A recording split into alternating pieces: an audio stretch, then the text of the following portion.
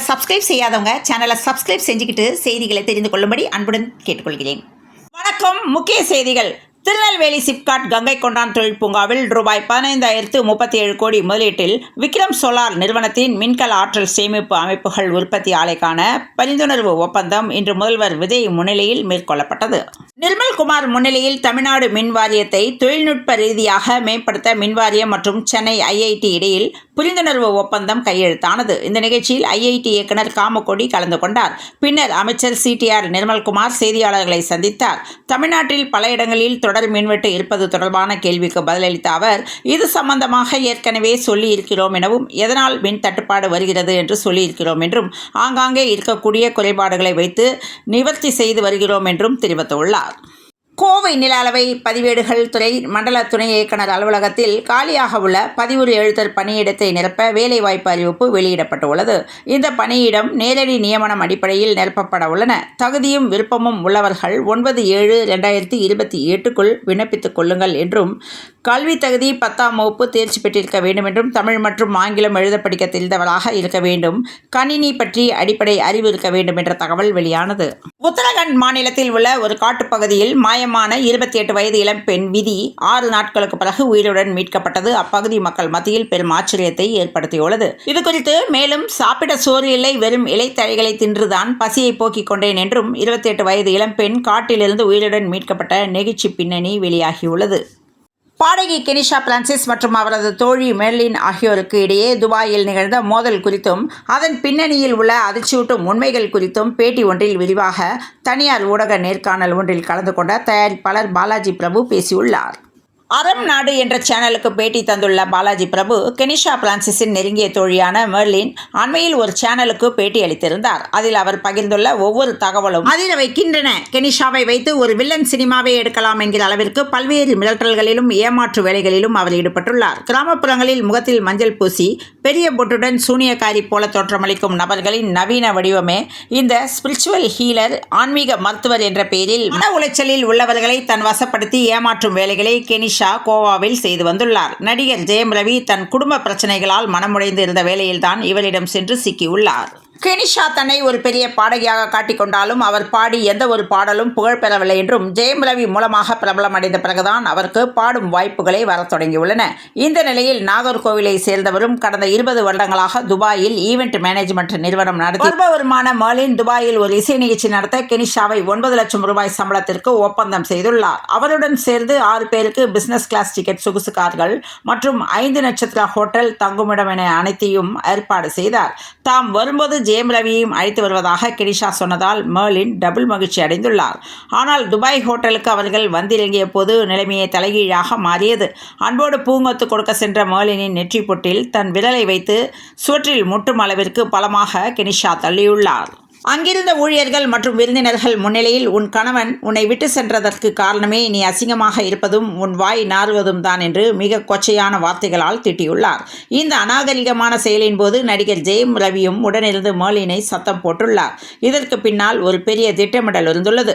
மெர்லினின் குடும்ப பின்னணியை ரகசியமாக திரட்டிய கெனிஷா அவருக்கு ஆன்மீக கவுன்சிலிங் தருவதாக கூறி 3 லட்சம் ரூபாய் பறிக்க முயன்றுள்ளார். அதற்கு மெர்லின் மறுத்ததாலும், தாம் கேட்ட கூடுதல் தொகையை தர மறுத்ததாலும் ஏற்பட்ட வன்மத்தில் தான் கெனிஷா இவ்வாறு நடந்து கொண்டுள்ளார். நிகழ்ச்சி நடைபெறுமன்றி ஏற்பாடுகள் சரியில்லை, நான் பாடமாட்டேன் என்று சோசியல் மீடியாவில் வீடியோ வெளியிட்டு மெர்லினை கெஞ்ச வைத்துள்ளார். பிறகு மேடையில் பாடி முடித்த மறுநாளே மெர்லினிடம் சொல்லிக் கொள்ளாமல் தன் குழுவோடு ஏர்போர்ட் சென்று தப்பி ஓடியுள்ளார். இதனால் பாதிக்கப்பட்ட மெர்லின் துபாய் போலீசில் CCTV காட்சிகள் மற்றும் பண பரிவர்த்தனை ஆதாரங்களுடன் புகார் அளித்துள்ளார். இப்போது துபாய் கோர்ட் கெனிஷாவிற்கு இந்த கிரிமினல் வழக்கில் கடுமையான தண்டனை வழங்கியுள்ளது. இதனால் அவர் தலைமறைவாக கோவாவில் சுற்றி வருகிறார். இனி அவரால் துபாய் செல்ல முடியாது. அப்படி சென்றால் துபாய் ஜெயிலில் அடைக்கப்படுவார். மேலும் தொடரப்பட்டுள்ள மான நஷ்ட வழக்கில் பல கோடி ரூபாய் அவர் அபராதம் செலுத்த வேண்டியிருக்கும் எனவும், ஜெயம் ரவியே பயந்து போய்த்தான் இப்போது இவர்களிடம் மாட்டி தவித்து வருகிறார் என்றும், ஆன்மீகம் என்ற பெயரில் மக்களை மற்றும் இத்தகைய நபர்கள் விரிக்கும் ஹனி டிராப், மணி டிராப் வலைகளில் ஜெயம் ரவி போன்றவர்கள் எளிதாக சிக்கிக் கொள்கிறார்கள் என்றும், இவர்களிடம் சென்றால் நம் கஷ்டங்கள் தீராது, நம் பாக்கெட்டில் இருக்கும் பணம் மட்டும்தான் தீரும் என்று தயாரிப்பாளர் கூறியுள்ளார். அடுத்த அதிரடிக்கு தயாராகி வருகிறது அதிமுக. எடப்பாடி பழனிசாமி மாவட்ட வாரியாக நிர்வாகிகளை சந்தித்து வரும் நிலையில் உள்ளாட்சி தேர்தலில் யாருமே இல்லாமல் வென்றுவிடலாம் என்று நினைத்துள்ளார். விரைவில் பொதுக்குழுவை கூட்டி பிரிந்து சென்ற அனைவரையும் ஒன்றிணைக்க வேண்டும் அல்லது எடப்பாடி விலக வேண்டும் என தீர்மானம் நிறைவேற்ற திட்டமிட்டு இருக்கின்றனர் எனவும், இதற்கான நகர்வுகள் மிக ரகசியமாக இருந்த நிலையில் எடப்பாடி தரப்புக்கு விசுவாசமாக இருந்த சிலர் இதுகுறித்து அவர்களிடம் தெரிவித்துள்ளார் என்றும், தற்போது இந்த தகவல் கசிந்துள்ள நிலையில் அதிர்ச்சியில் எடப்பாடி இருக்கிறார் என்ற தகவல் வெளியானது. துருக்கியில் நடைபெற்ற நேட்டோ உச்சி மாநாட்டில் அமெரிக்க அதிபர் ட்ரம்ப் கலந்து கொண்டார். இந்த மாநாட்டை முடித்துவிட்டு செய்தியாளர்களை சந்தித்த அவர், ஹார்மோஸ் நீரிணையில் கப்பல்கள் மீது ஈரான் தாக்குதல் நடத்தினால் எங்களது தாக்குதலும் மிக தீவிரமாக இருக்கும் எனவும், நேற்றிரவு நடத்தப்பட்ட தாக்குதல் கப்பல்கள் மீது ஈரான் நடத்திய தாக்குதலுக்கு பதிலடியாகும் என்றும், அவர்கள் தொடர்ந்து கப்பல்களை தாக்கினால் நிலைமை இன்னும் மோசமாகும். அவர்கள் ஒவ்வொரு முறையும் எங்களை தாக்கும் போதும் நாங்கள் அவர்களை 20 மடங்கு மிக கடுமையாக தாக்குவோம் என்று எச்சரித்துள்ளார். ஏற்கனவே அதிமுகவிலிருந்து பலரும் தாவேகாவிற்கு தாவிவிட்ட நிலையில் தற்போது திமுகவிலிருந்தும் ஒரு கூட்டம் தாவேகா பக்கம் செல்ல துவங்கியுள்ளது. ஏற்கனவே திருவள்ளூர் மேற்கு மாவட்ட துணை செயலாளர் குமரன், முன்னாள் மத்திய அமைச்சர் ஜெகத் ரட்சகனின் மகன் சந்தீப், இலக்கிய அணி செயலாளர் VP கலைராஜன் உள்ளிட்ட 500க்கும் மேற்பட்டோர் சமீபத்தில் தாவேகாவில் இணைந்துள்ளனர். இந்த எண்ணிக்கை அதிகரித்து வருவது திமுக தலைவர் MK ஸ்டாலின் மற்றும் உதயநிதி ஆகியோருக்கு கலக்கத்தை ஏற்படுத்தியிருப்பதாக சொல்லப்படுகிறது. ஒரு பக்கம் திமுகவிலிருந்து தாவேகாவுக்கு செல்பவர்களுக்கு விரைவில் முக்கிய பொறுப்புகள் கொடுக்கப்பட உள்ளதாக தாவேகா வட்டாரங்களில் தெரிவித்துள்ளனர். தமிழ்நாடு ஊரக வளர்ச்சித்துறையின் ஒரு டெண்டர் அறிவிப்பில் டெண்டரை சமர்ப்பிக்க 30 நிமிடங்கள் மட்டுமே கால அவகாசம் வழங்கப்பட்டது சர்ச்சையை ஏற்படுத்தியுள்ளது. குமரி மாவட்டத்தில் ரூபாய் 4 லட்சம் மதிப்பிலான பணிக்கான ஒப்பந்த விண்ணப்பம் வரும் 13ஆம் தேதி மாலை 3 மணிக்கு தொடங்கி 3:30 மணிக்கு முடிவடையும் என தெரிவிக்கப்பட்டுள்ளது. குறிப்பிட்ட நபருக்கு டெண்டர் வழங்கவே இப்படி செய்யப்பட்டுள்ளதாக குற்றச்சாட்டு எழுந்துள்ளது. புசி ஆனந்த் பொறுப்பில் உள்ள ஊரக வளர்ச்சித்துறையில் செட்டிங் டெண்டர் செய்யப்படுகிறதா என விமர்சனங்கள் எழுந்துள்ளன. சென்னை மெட்ரோ ரயில் நிறுவனத்தில் உதவி பொது மேலாளர் மற்றும் மேலாளர் பணியிடங்களை நிரப்புவதற்கான வேலைவாய்ப்பு அறிவிப்பு வெளியிட்டுள்ளது.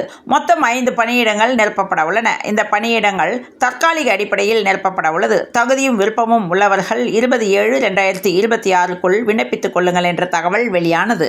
தமிழகத்தில் 3 IPS அதிகாரிகள் இடமாற்றம் செய்யப்பட்டுள்ளனர். சென்னை குற்றப்பிரிவு DIG-யாக இருந்த வருண்குமார் ஈரோடு சிறப்பு அதிரடிப்படை DIG-யாக இடமாற்றப்பட்டார். தமிழகத்தின் முதல்வராக விஜய் பொறுப்பேற்றது முதல் IAS, IPS அதிகாரிகள் இடமாற்றம் செய்யப்பட்டு வந்தனர். அந்த வகையில் தற்போது 3 IPS அதிகாரிகள் இடமாற்றம் செய்யப்பட்டுள்ளனர். கேபிள் டிவி மற்றும் DTH நிறுவனங்களுக்கு போட்டி கொடுக்கும் வகையில் ஜியோ நிறுவனம் தொடர்ந்து பல அசத்தலான திட்டங்களை கொண்டு வருகிறது. குறிப்பாக இந்நிறுவனம் சில திட்டங்களில் லைவ் டிவி சேனல், OTT சந்தா மற்றும் டேட்டா நன்மைகளை வழங்குகிறது. எனவே இதுபோன்ற திட்டங்களில் ரீசார்ஜ் செய்யதான் பலர் அதிக ஆர்வம் காட்டுகின்றனர். மகளிர் விடியல் பயண திட்டத்தின் பெயரிலிருந்து விடியல் என்ற வார்த்தை நீக்கப்பட்டதாக சமூக வலைதளங்களில் குற்றச்சாட்டுகள் எழுந்துள்ள நிலையில் திட்டத்தின் பெயரில் எந்த மாற்றமும் செய்யப்படவில்லை என்று போக்குவரத்து துறை விளக்கம் அளித்துள்ளது. இயக்குனர் பாரதிராஜா மறைந்து 1 மாதம் கடந்துவிட்டது. ஆனால் அவரை பற்றிய நினைவுகளும் அவருடைய குடும்பத்தை சுற்றி விவாதங்களும் இன்னும் சமூக வலைதளங்களில் குறையவில்லை என்றும், தேனி மாவட்டத்தில் உள்ள அவருடைய சொந்த ஊரில் இன்று பாரதிராஜாவின் 30வது நாள் நினைவேந்தல் நிகழ்ச்சி நடைபெற்றது. இது குறித்த வீடியோக்கள் சோசியல் மீடியாவில் வைரலாகி பல கேள்விகளையும் எழுப்பியுள்ளது. ஈரோடு மாவட்டம் அந்தியூரை சேர்ந்த 15 வயது சிறுமி ஒருவர் 8ஆம் வகுப்புடன் பள்ளிப்படிப்பை நிறுத்திவிட்டு உள்ளூரில் உள்ள ஒரு பாத்திர கடையில் வேலை செய்து வந்துள்ளார். கடந்த 3 நாட்களுக்கு முன்பு வீட்டில் இருந்த அச்சிறுமி திடீரென மாயமானதை தொடர்ந்து அவரது பெற்றோர் அந்தியூர் காவல் நிலையத்தில் புகார் அளித்துள்ளனர்.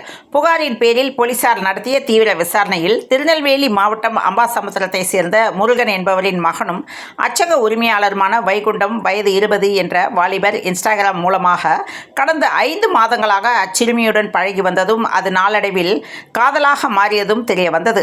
சிறுமியை சந்திப்பதற்காக ஈரோடு வந்த வைகுண்டம் இங்கிருந்தால் நம்மை பிரித்து விடுவார்கள் என கூறி ஆசை வார்த்தைகளை அள்ளி வீசி சிறுமியை தனது சொந்த ஊரான திருநெல்வேலிக்கு கடத்தி சென்றுள்ளார். திருநெல்வேலிக்கு கடத்தி செல்லப்பட்ட அந்த சிறுமியை வைகுண்டம் கட்டாய திருமணம் செய்து பாலியல் வன்புணர்வில் ஈடுபட்டுள்ளார். இதற்கிடையில் சிறுமி திருநெல்வேலியில் இருப்பதை ரகசிய தகவல்கள் மூலம் உறுதி செய்த அந்தியூர் போலீசார் அங்கு விரைந்து சென்று சிறுமியை பத்திரமாக மீட்டு அவரது பெற்றோரிடம் ஒப்படைத்தனர்.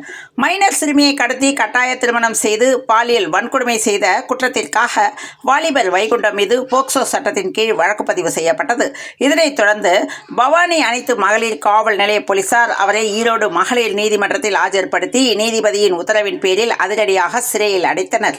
கடந்த கடந்த சில நாட்களாகவே இந்தியாவின் ஏஐ நிறுவனங்கள் பங்குச்சந்தையில் மரண அடி வாங்கி கொண்டிருக்கிறது. ஏஐ காரணமாக ஐடி நிறுவனங்கள் பாதிக்கும் என்ற எதிர்பார்ப்பில் சுமார் 55% வரை பங்குகள் சரிந்துள்ளன. இவ்வளவு சரிந்த பிறகும் கூட நாட்டின் பல முக்கியமான மியூச்சுவல் ஃபண்ட் நிறுவனங்கள் ஐடி நிறுவனங்களின் பங்குகளை தொடர்ந்து வாங்கியே வருகின்றன. சென்னையில் இன்று 22 கேரட் ஆபரண தங்கத்தின் விலை ஒரு சவரன் 1,05,992 ரூபாய்க்கும் 1 கிராம் 13,249 ரூபாய்க்கும் விற்பனையானது. இத்துடன் இந்த செய்திகள் நிறைவடைந்த நிலையில் தொடர்ந்து இணைந்திருங்கள் பிரபாஸ் கதம்பம் செய்திகளுடன். மீண்டும் நாளைய முக்கிய செய்திகளில் சந்திப்போம். நன்றி, வணக்கம்.